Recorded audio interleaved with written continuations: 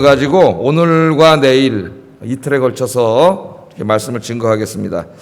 오늘은 예수님을 전하는 소리가 되라, 그런 주제로 말씀을 전합니다. 오늘 아침에는 세례 요한이라고 하는 사람에 대해서 말씀을 증거하려고 합니다. 세례 요한은 굉장히 독특한 시기를 살았던 사람이고 또 정말 독특한 사명을 받았던 그런 사람입니다. 예수님보다 얼마큼 먼저 태어났어요? 6개월이죠. 맞습니다. 6개월 먼저 태어나셨고 또 예수님과 친척이에요. 누가복음을 읽어보면은 예수님보다 6개월 먼저 태어나서 자기가 해야 될 주 일이 예수님의 구원의 길을 예비하고 준비하는 일입니다. 그 일을 하도록 부름을 받은 사람이에요. 그래서 그 일을 어떻게 감당하느냐? 외치는 소리가 되어서, 예수님에 대해서 외치는 소리가 되어서 그 일을 감당하도록 부름받은 사람이 이 세례 요한입니다. 그래서 세례 요한이 받은 그런 아주 우리 구원사에서 독특한 사명을 받은 사람은 아무도 없습니다.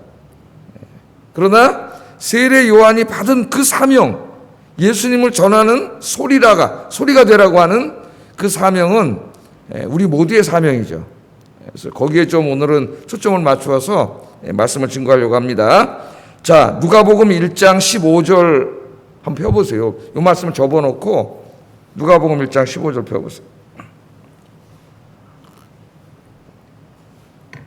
여기 보면 이제 세례 요한의 그 탄생 이야기가 자세히 나와요. 그래서 한번 좀 생각해 볼 필요가 있습니다. 태어날 때부터 독특하게 태어난 사람입니다. 이 사람은.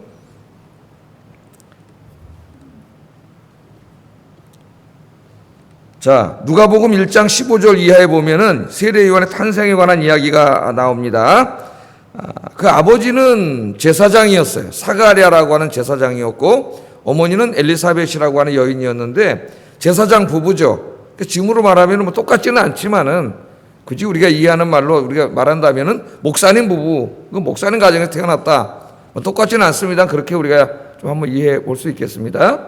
제사장 가문에서 태어났는데 누가복음 본문을 읽어보면은 이 부부가 불임 부부였던 것 같아요. 아이가 없어서 그 아이를 위해서 오랫동안 기도해왔던 것 같습니다. 이 부부가.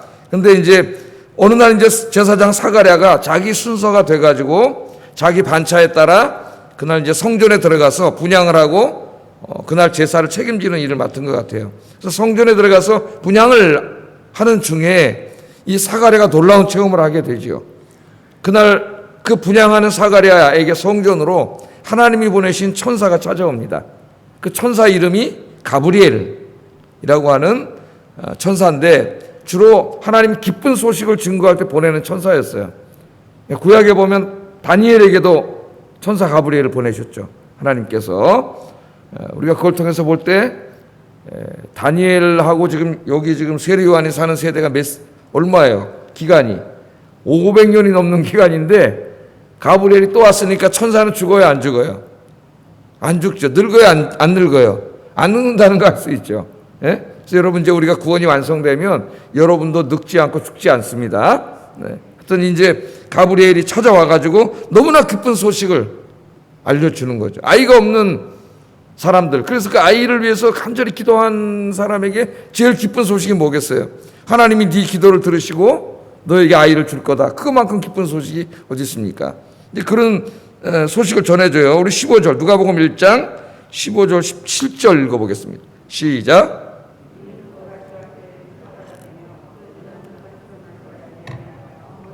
성령의 충만함을 받아 이스라엘 자손은 곧 그들의 하나님께로 많이 돌아오게 하겠습니다.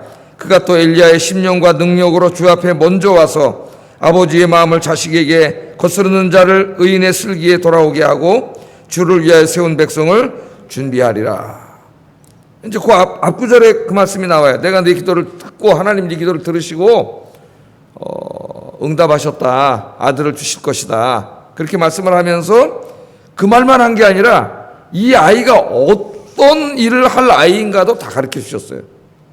그러니까 여러분 저 여기 있는 우리 모두가 저를 포함해서 우리 어머니 아버지가 여러분의 어머니 아버지가 여러분을 잉태했을 때 천사가 찾아와 이 아이는 장차 하나님을 위해서 무슨 일을 할 아이입니다.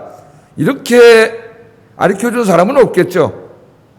뭐 있을지 모르겠습니다만 제가 다 경험을 안 해봐서 아마 없겠죠. 그런 사람은. 그러나 세례 요한은 독특하게도 태어나기 전에, 아니 잉태하기도 전에 하나님이 불임 부부를 찾아오셔가지고 내가 장차 네 기도를 듣고 아이를 줄 텐데 이 아이는 이런 일을 하게 될 거다. 그런 말씀을 하세요. 그래서 이제 참 어려운 시기를 우리가 살고 있는데 여러분 네 기도를 들으시고 하나님이 아이를 준다 그랬으니 여러분 새벽마다 나오셔서 이렇게 기도하시는데 여러분 기도에 하나님 응답해 주실 줄 믿습니다. 우리 그것도 하나 적용할 수가 있죠. 네 기도를 들으시고 아이를 낳을 수 없는데 하나님이 아이를 낳게 해주는 거 아니에요. 그러니까 우리의 상황을 볼 때 불가능한 일들이 많이 있는데 힘든 일들이 있는데 여러분이 새벽에 나와서 이 추운 날에도 오늘만 뭐 강원도에는 체감 온도가 20도가 내려간다 그래요. 영하. 오늘 아침에 제가 이렇게 올 때 보니까 차에 영하 7도 뭐 이렇게 찍히던데요. 체감 온도는 더 춥겠죠. 이 아침에 오셔서 기도하는데 하나님 응답해 주실 줄로 믿습니다. 자, 오늘은 이제 거기에 대해서 설교하는 건 아니에요. 그러나 좀 얘기해 드리고 싶었어요. 기도하시는 여러분들에게. 오늘은 이제 여기 15절 17절인데 그 아이가 무슨 일을 할 거냐? 주 앞에서 큰 자가 될 거다. 네 아들이 큰 자가 되는데 포도주나 독한 술을 마시지 않고. 그러니까 이런 사람은 누구예요? 구약에도 있었죠. 나실인. 하나님을 위해 특별히 구별된 사람은 절대로 포도주 이런 걸 입에 대면 안 되죠. 이 사람은 구별돼야 됩니다. 그래서 독한 술을 마시지 아니하며 모태로부터 어머니 배에서 잉태될 때부터 성령의 충만함을 받아. 야, 이 참 대단한 사람입니다. 어머니 모태로부터 성령의 충만함을 받아 이스라엘 자손을 주 곧 그들의 하나님께로 많이 돌아오게 할 애다. 이 애가 정말 엄청난 얘기를 하는 거예요. 또 그가 엘리야의 심령과 능력으로 주 앞에 먼저 와서 아버지의 마음을 자식에게 거스르는 자를 의인의 슬기에 돌아오게 하고 주를 위해 세운 백성을 준비하리라. 아이를 주신다고 약속하면서 아이가 감당해야 될 정말 너무너무나 큰 사명을 주시는 거죠. 여러분 이런 얘기를 만약에 우리가 들었다 그러면 부모님 마음이 어떻게 될까? 기쁘기도 하면서 부담도 될 거예요.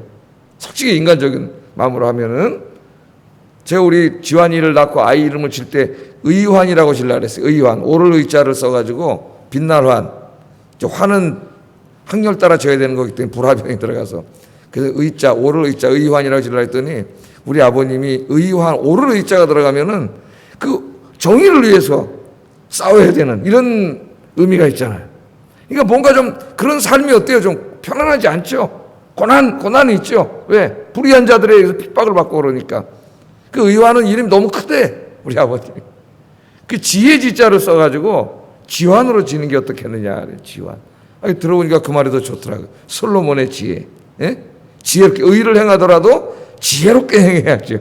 예? 그래서 그 하나님의 지혜를 생각해서 지환이라고 줬어요. 그러니까 어른들의 생각에도 뭔가 의환, 뭔가 그 옳음, 정의 그런 것을 위해서 일하면 이 사회 자체가 권력 자체가 불의하기 때문에 거기에 핍박을 받을 거라는 생각이 있는 거예요. 그러니까 그게 옳은 일이지만 부담되는 거죠. 그러니까 지환이라고 이렇게 줬어요. 그 마음을 제가 생각해 보면 이분들의 마음을 이해할 수가 있을 것 같습니다. 그러나 이 아이는 그렇게 부름을 받은 사람이에요. 자, 이스라엘 자손이 하나님께 돌아가기 위하여 그 길을 준비할 거다. 그렇게 말합니다. 성경에 자세한 기록은 그 다음에 없지만 아마 이 세례 요한의 부모님이었던 사가랴와 엘리사벳은 이 세례 요한이 어려서부터 태어나서 이제 자라갈 거 아닙니까? 그런 과정은 전혀 기록하지 않았죠. 그리고 한 30년이 지나간 다음 이야기를 하고 있습니다. 바로 성경에서도 예수님의 어린 시절 이야기는 없어요. 태어나고 그 다음에 누가복음에 12살 때 성전에 한번 올라갔던 이야기만 잠깐 있고 그 다음에 이제 오늘 마태복음에도 그렇고 좀 있으면 30이 넘으신 예수님이 갑자기 나온 한 30년 이야기는 없는 거죠. 그러나 이제 그 위서들에 보면은 슈도피그라파라고 위서들에 보면 예수님 어린 시절 이야기가 굉장히 많아요. 막 친구들하고 뭐 이렇게 놀이하다가 예수님 막 마술도 행하고 막 이런 얼토당토안한 이야기들이 굉장히 많습니다. 읽어보면 이건 성경이 아니구나 금방 알 수가 있어요. 예수님은 자신을 위해서 기적을 일으킨 적이 한 번도 없습니다. 예수님의 기적을 일으킨 것은 모두 하나님의 살아계심을 나타내고 예수님 자신이 구원자임을 알리기 위한 표적, 사인으로서만 기적을 행했지 자신의 권력을 나타내고 힘을 발휘하고 무슨 이익을 위해서 기적을 행한 적이 한 번도 없어요. 만약 그렇게 했다면 그분은 예수님일 수가 없죠. 하나님의 아들일 수가 없어요. 읽어보면 금방 알 수가 있습니다. 자, 이 아이가 자라면서 늘 세례 요한에게 얘기해 줬겠어요? 안 해줬겠어요? 여러분이 부모님 같으면 네가 어떻게 살아야 되고 너를 어떻게 낳게 됐느냐, 너를 뵀을 때 하나님이 찾아오셔서 이런 말씀을 너에게 해주셨다. 그러니까 너는 앞으로 이렇게 살아야 된다. 주님의 길을 예비해야 된다. 메시아가 오는 길을 예비해야 된다. 하나님이 이 백성을 구원하러 오실 때 그 길을 예비하는 사명을 감당해야 된다. 늘 이렇게 어떻게 살아야 되는가를 얘기해 주었겠죠. 그러니까 자의식을 분명히 심어줬고, 그래서 이 세례 요한은 아마 어려서 자라면서부터 자기가 무엇을 위해 살다가 죽어야 되는가가 분명했던 사람이었을 거예요. 이런 걸 우리가 이제 그 소명의식이라 그러죠. 소명. 하나님의 나를 부르심. 그죠? 소명. 그래서 부르심은 성경에 두 가지가 나와요. 소명은 1차적인 소명은 구원을 위해서 부르심이고 2차적인 소명은 사명입니다. 2차적인 소명은 사명과 동의어예요. 못못을 위하여 부르심이에요. 항상 하나님이 우리를 부르셨을 때는 못못을 위하여 부르신 거예요. 그것이 바로 그래서 사명과 동의어가 됩니다. 저 여러분도 다 마찬가지예요. 하나님 우리에게 주신 사명이 있어요. 그래서 우리는 그 소명의식을 가지고 살아야 됩니다. 세례 요한은 어려서부터 알았지만 사실 대부분의 사람은 어려서부터 알지는 못하죠. 네? 우리가 자라면서 예수님을 믿게 되면서 신앙을 갖게 되고 또 성경 공부를 하게 되고 설교를 많이 듣게 되고 성경 묵상을 하면서 그리스도인이 어떻게 살아야 되는구나. 네? 하나님이 나를 왜 구원해 주셨구나. 하나님이 나를 사용하시기를 원하시는구나. 이런 것들을 다 이렇게 알아가면서 어느 시점에 소명의식이 생깁니다. 내가 이걸 위해 살아야 되겠구나. 그런 소명의식이 생기죠. 여러분, 저는 목사로 부름받아서 제 직업과 하나님이 부르신 일이 같지만 대부분의 성도님들은 아니죠. 하시는 일과 또 하나님의 일이 구분될 수도 있어요. 물론 그 일을 통해서 이 일을 해야 되지만 중세 때부터 우리의 직업을 소명이라고 이해를 했습니다. 그래서 하나님이 여러분을 부르셨어요. 1차적인 목적은 의식주 문제를 해결하고 자아를 실현하고 그런 인간적인 목적을 위해서도 부르신 거예요. 그게 아니다. 그러면 안 되죠. 그것도 중요한 거예요. 그러나 거기서 멈추면 안 되죠. 그리스도인은 그 이상의 더 높은 가치를 추구해야 돼요. 그게 소명이에요. 그 일을 통해서 하나님은 여러분이 하시는 일을 통해서 하나님의 영광을 드러내기를 원하십니다. 할렐루야. 이 세상을 구원하고 이 땅에 하나님의 나라를 세워가는 더 숭고한 뜻을 이루기를 원하세요. 나는 전업주부인데요. 전업주부도 마찬가지예요. 전업주부도 하나님 그리로 부르신 거예요. 그 전업주부의 일을 통해서 하나님의 영광을 드러내는 일을 하는 거예요. 그게 이제 소명이죠, 소명. 그래서 여러분들은 의식주를 위해서 일하는 직장을 가지고 있으면서도 그 일을 통하여 하나님의 영광을 드러내는 거예요. 그런 의식을 가지고 사는 사람을 소명의식을 갖고 사는 사람이라 그래요. 소명의식. 나는 이 돈 벌어서 집 사고 돈도 많이 모으고 땅도 사고 편안하게 살다 가야 되겠다. 이런 사람은 소명의식이 없는 사람이에요. 그건 믿지 않는 사람하고 똑같은 사람이에요. 하나님 앞에 가서 책망을 받아요. 그러나 하나님이 주신 이 직장으로 내 의식주 문제도 해결하고 육적인 필요도 해결하지만 그것만이 아니라 더 높은 가치, 하나님의 영광을 위하여 하나님이 나에게 주신 이 직장이, 내 일이, 생업의 터전이 사용되게 해 주시옵소서. 그런 기도를 가지고 내가 일을 하면서 열심히 일하는 사람은 소명의식이 있는 사람이에요. 제가 지난번에 한번 그 설교할 때 나태주 시인의 시를 읽어드렸잖아요. 내가 오늘 마당을 쓸었다. 지구의 한 모퉁이가 깨끗해졌다. 마당을 쓸어서 아침에 노인네가 나가서 그 마당 쓴 거예요. 쓸면서 불평을 할 수도 있고 누가 여기다 껌을 갖다 버렸어 그러면서 쓸 수도 있고 맨날 투덜거리면서 쓸 수도 있는데 이분은 마당을 쓰는데 그냥 마당을 쓰는 게 아니죠. 굉장히 소명의식을 갖는 거죠. 하나님이 창조하신 아름다운 세상에 한 모퉁이를 내가 깨끗이 만들었다고 하는 이 소명을 갖고 마당을 쓰니까 그 마당을 쓸 때마다 얼마나 행복하고 기쁘겠어요. 그래서 소명의식을 갖고 살면 행복해집니다. 하는 모든 일에 의미가 생겨요. 그래서 소명은 뭐냐? 내가 이 땅에 살아가야 할 이유입니다. 그게 소명이에요. 하나님이 나를 이 땅에 태어나고 존재하게 하신 이유이고 내가 이 땅에 남은 인생을 살아가야 될 이유. 여러분 그것을 발견하셨습니까? 기도하시면서 이미 난 발견하신 줄을 믿어요. 그 일을 위해 사시는 여러분 되길 주의 이름으로 축복합니다. 오늘 설교하다 소명으로 갔는데 말이. 자, 다시 요한으로 한번 돌아보세요. 그 요한에게 돌아와서 이제 요한은 어려서부터 그 말을 배우면서 강력한 소명의식을 갖고, 그러니까 어떻게 보면은 목사의 소명의식을 가진 거나 비슷한 거죠. 그러니까 저는 딴 직장을 가지면 안 되잖아요. 그죠? 그냥 이 목회가 그냥 이게 또 생업을 유지하는 방식이고 또 그냥 그 일이 하나님의 일이고 저에게 합쳐져 있어요. 그러나 여러분에게는 어떤 면에서 합쳐져 있고 어떤 면에서는 분리되어 있죠. 예. 자, 그럼 어떻게 세례 요한이 하나님의 백성들이 하나님께 회개하고 돌아가게 하는 길을 준비하는가? 다시 말하면 이사야 40장의 예언을 어떻게 이루는가? 그게 이제 오늘 마태복음, 다시 마태복음으로 와보세요.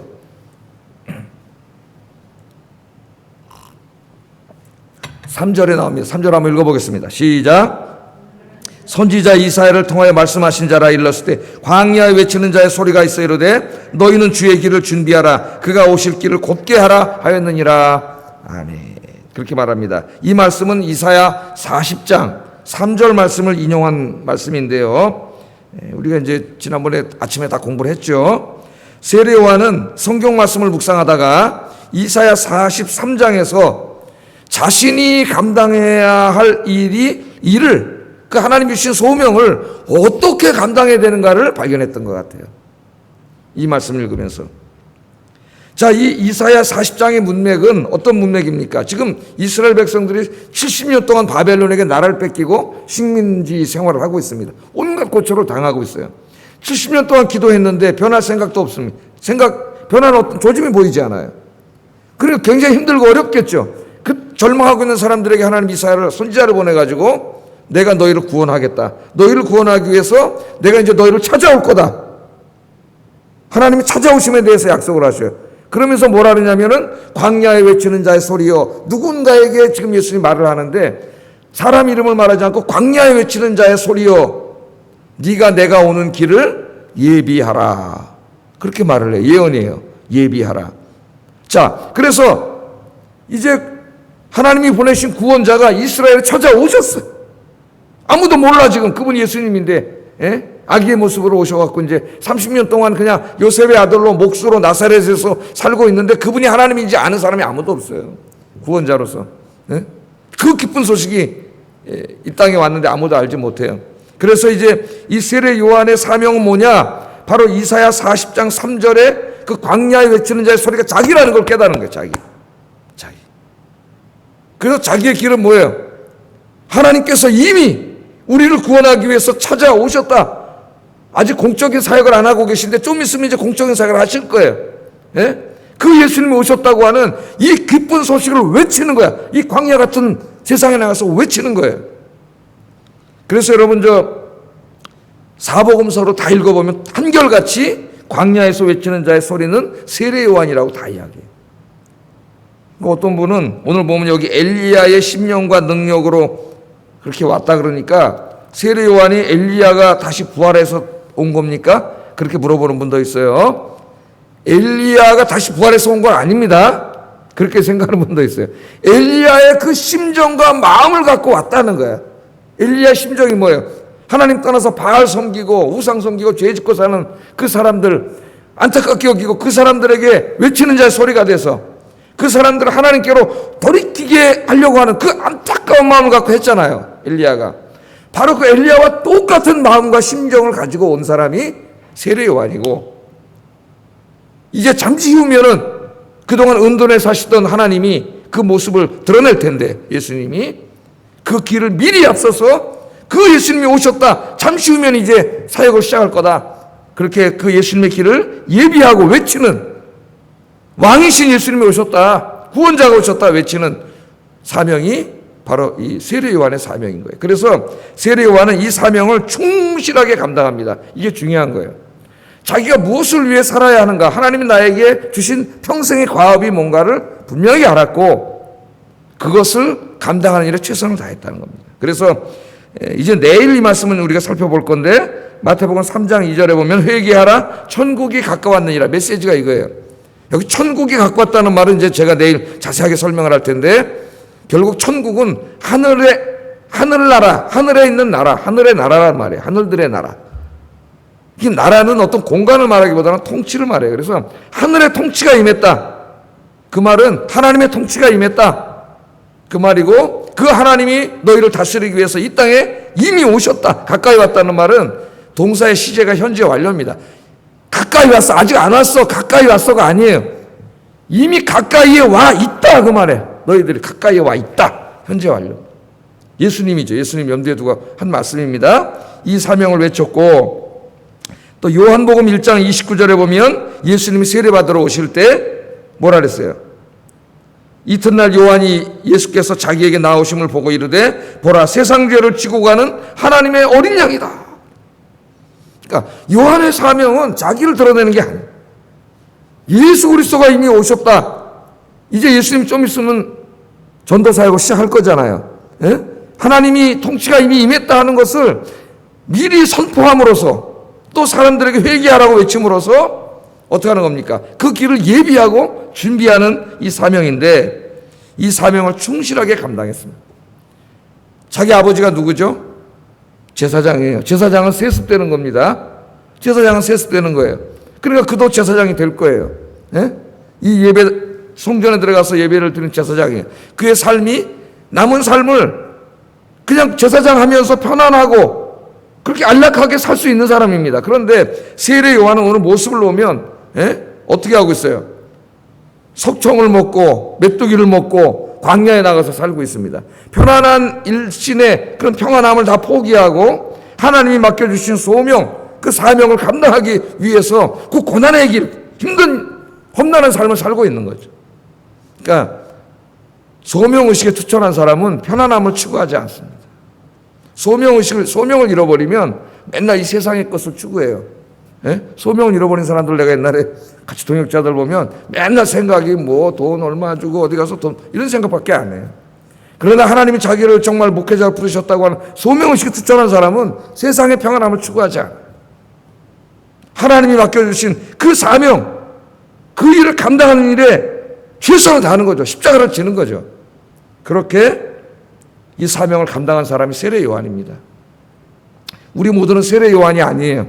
이 사람은 구원사 속에 독특한 사명을 받은 사람입니다. 그러나 우리 모두에게 동일하게 하나님이 주신 사명은 예수 그리스도를 전파하는 광야의 소리가 되라는 거예요. 소리가 구원자가 오셨잖아요. 이미 2000년 전에 오셨어요. 십자가에서 이미 죄의 문제를 다 해결하시고 부활하심으로 우리의 구원을 완성하셨어요. 지금은 하늘 보좌에서 온 세상을 통치하고 계시고 잠시 후면 우리를 구원하러 오실 거예요. 이 기쁜 소식을 우리가 전해야 됩니다. 그런데 세상 사람들은 아직도 몰라. 지금 이 시간에도 몰라요. 모르니까 믿을 수가 없잖아요.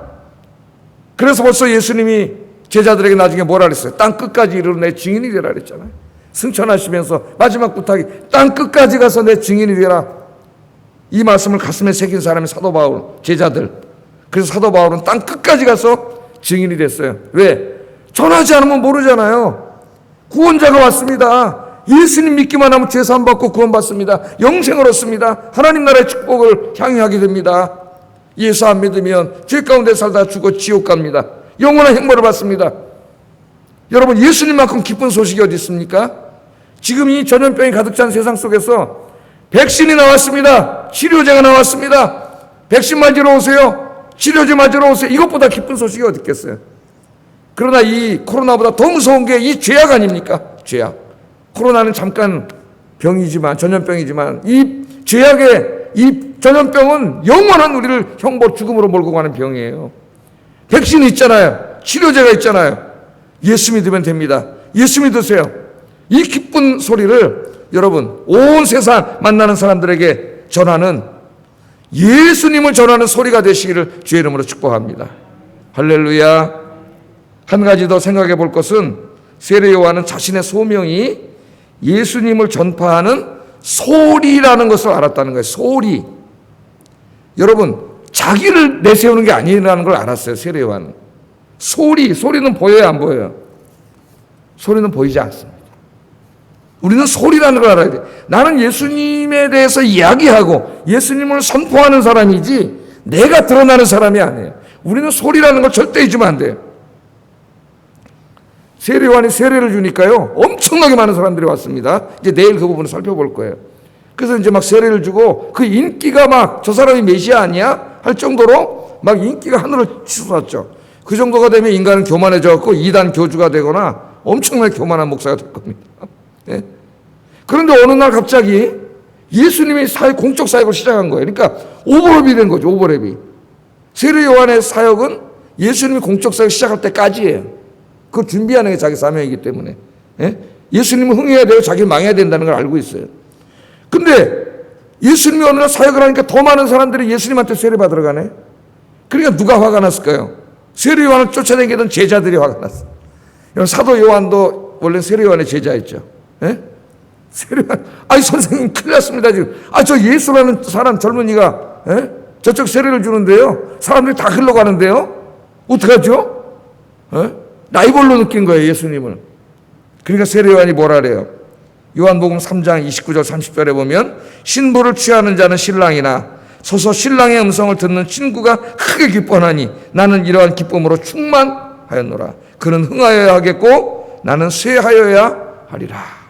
그런 말씀을 합니다.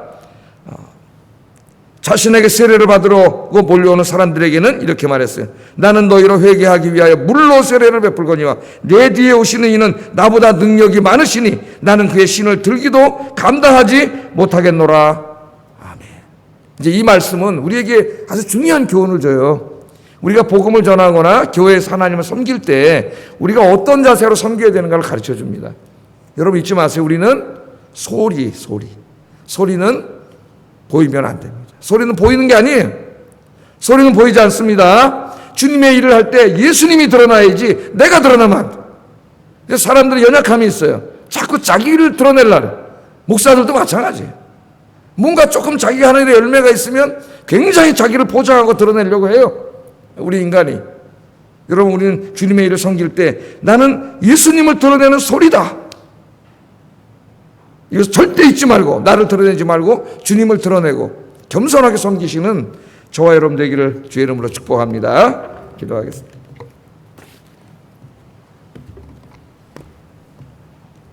오늘 우리는 세례 요한에 대해서 공부를 했어요. 세례 요한은 어려서부터 자기가 무엇을 위해 살다가 죽어야 하는가 소명의식이 투철했던 사람. 하나님이 자기에게 주신 평생의 과업, 그게 사명이죠. 그게 무언가를 분명히 알고 충실하게 그 일을 감당했던 사람입니다. 하나님 분명한 소명의식을 갖고 하나님 맡겨진 사명을 잘 감당하게 하소서. 첫 번째 기도 제목이에요. 두 번째 기도 제목은 우리 모두에게 주신 사명, 예수님을 전파하는 소리의 사명을 잘 감당하게 하소서. 그 다음에 세 번째는 내가 주님을 섬길 때 소리라고 하는 거 잊지 말게 하소서. 소리는 보이지 않으니 나는 보이지 않고 예수님만 나타내는 그런 사역자가 되게 해주세요. 같이 기도하겠습니다. 사랑과 은혜가 충만하신 아버지 하나님 감사합니다.